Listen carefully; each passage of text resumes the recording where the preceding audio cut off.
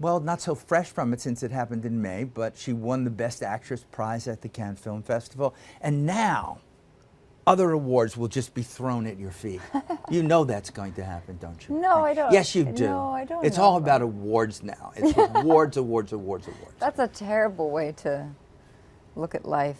It is a terrible way, but it was really nice to win at Cannes, wasn't it? Yes, that was. That was a huge honor because, you know, it's a small jury of people that you look up to and admire. And it was such a surprise, you know, really was not expecting it. Tell everybody who your character, Therese, is. Well, I play Therese, and at the start of the film, she's, you know, she's a young girl. She's working at a department store during the holidays. And she has this boyfriend who's sort of seemingly everything you would want in a boyfriend, and she has a group of friends, and it seems as though she's on a path to a very nice, comfortable future, but she's very unfulfilled and unhappy and uninspired in her life, and I think she feels quite alone, but she doesn't understand or know why. Then Carol walks into the shop and into her life and sort of flips everything upside down, and then the movie takes off from there. What is it about that? I mean, when Carol walks in, she's Kate Blanchett, but she's dressed by Sandy Powell. She's like this perfect example of glamorous femininity. Yeah. And you are sort of poleaxed by it. You're looking at it and saying, what is this? Yeah, well, you know, that's how I felt in real life too. And I remember when we did our first sort of screen hair and makeup test in full costume, and we still hadn't figured out Therese's hair and makeup and wig, and so mine was sort of still in flux. And I remember Kate walking onto the set, and she was in sort of that same kind of outfit that she walks into the department store in, and I was just like, oh my God. I felt so sort of small and hideous and dowdy and mousy next to her, and I just couldn't believe it. I felt like I was looking at, you know, a movie star from yesteryear, and that's sort of, Kate is very magnetic on camera and off camera, so. Yeah, I've seen that. It was easy to pretend. How do you work out how you're going to do this? Does Todd Haynes allow for rehearsal that you're going through this, or does he like it to be as spontaneous as possible? Todd is very collaborative, and I think any independent film has spontaneity because when you're on location, there's always spontaneity. You just don't know what's going to happen. But we did have 2 weeks of rehearsal in Cincinnati before we started shooting, and really that just consisted of us sitting around a table talking through the script. We weren't acting things out. We were just sort of talking about, you know, each beat in the movie and what we wanted out of it, and subtext and all that But stuff. a lot of this is watching you. Kate's character, Carol, is always has the makeup, the hair, the outfits. Yeah. You have to behave, whether you're an amateur photographer as well and looking at the world through that lens, but you're also somebody who is a shop girl selling things to people and having to present yourself into it. So there's a really slow build-up to what's going to happen with this relationship. I feel very much I can relate to that because I'm an observer and I love watching people, and I consider myself that, but I'm also sort of have to sell things to people and it can be quite uncomfortable.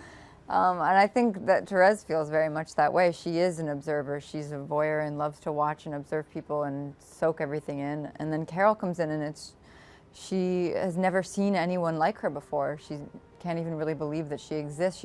I don't think she even knew it was possible to be a woman like that. In trying to figure out what kind of woman she wants to be, I think she sees traits in Carol she'd sort of like to have for herself. Yeah, because your character, Therese, cannot articulate what she's feeling. There is this wonderful scene where you're on the phone and saying, I want to ask you things. Yeah.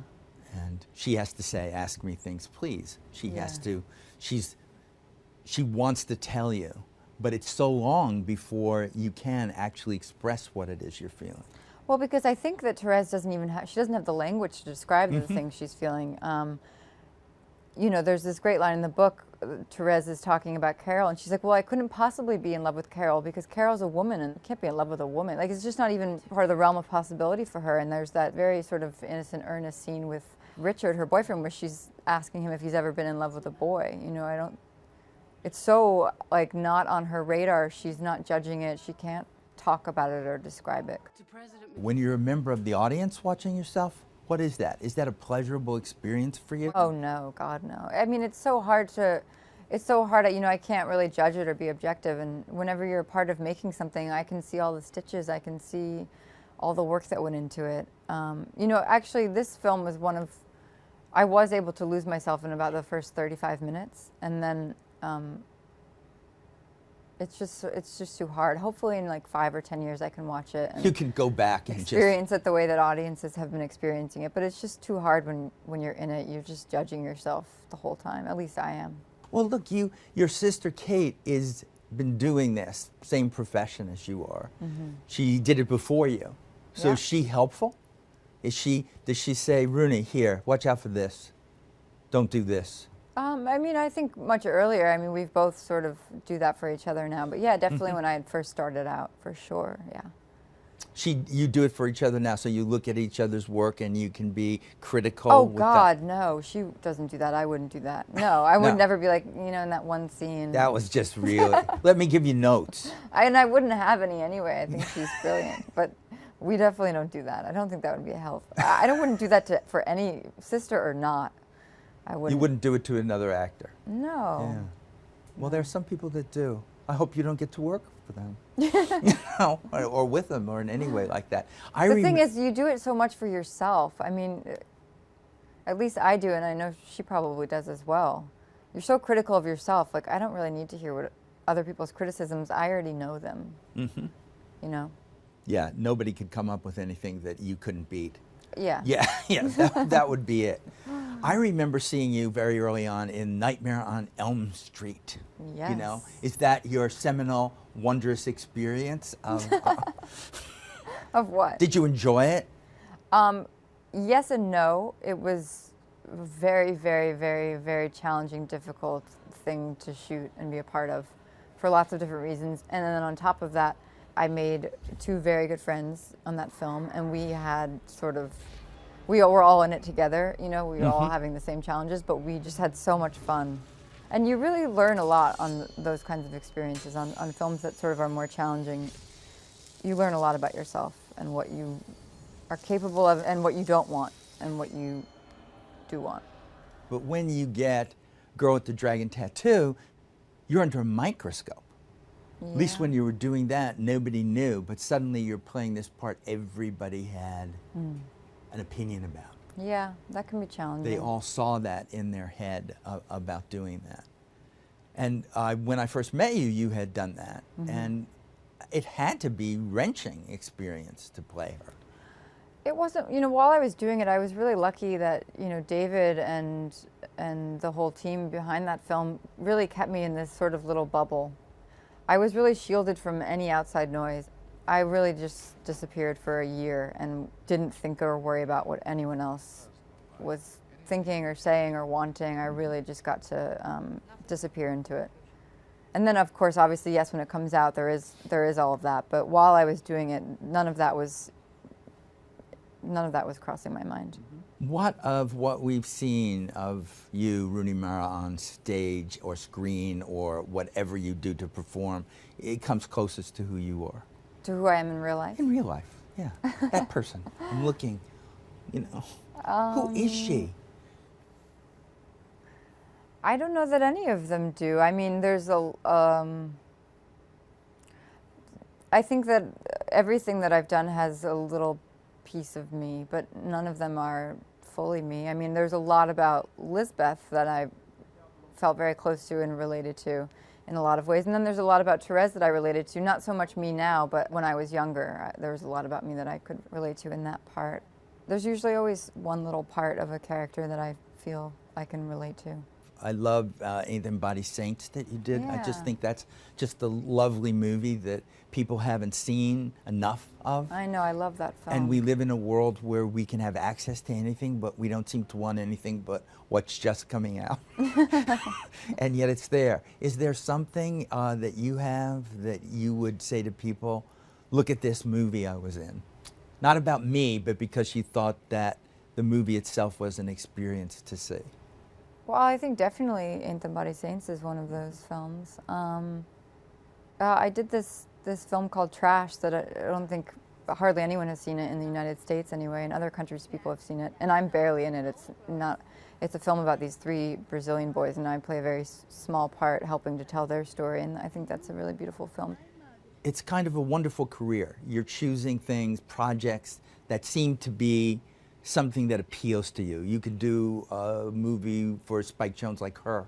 Oh yeah, I love And that film. it's just, you know that you're driven toward it because you're working with somebody that you want to work with to do it. It's enviable. It sort of gives you a choice in what you're doing. It sounds like you don't have your own agenda, though.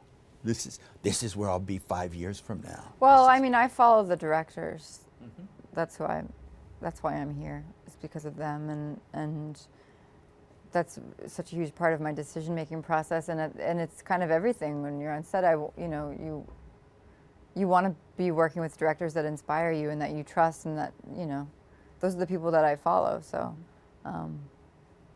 So of Todd Haynes, who you've just worked with in Carol, Yeah. what about his work? What, other than Carol, that he's done really hits you? Oh, I mean everything. I'm Superstar even is Karen Carpenter's story. Yeah, I'm obsessed with puppets. that. Yeah. It's amazing. And when have you ever seen anything else like that?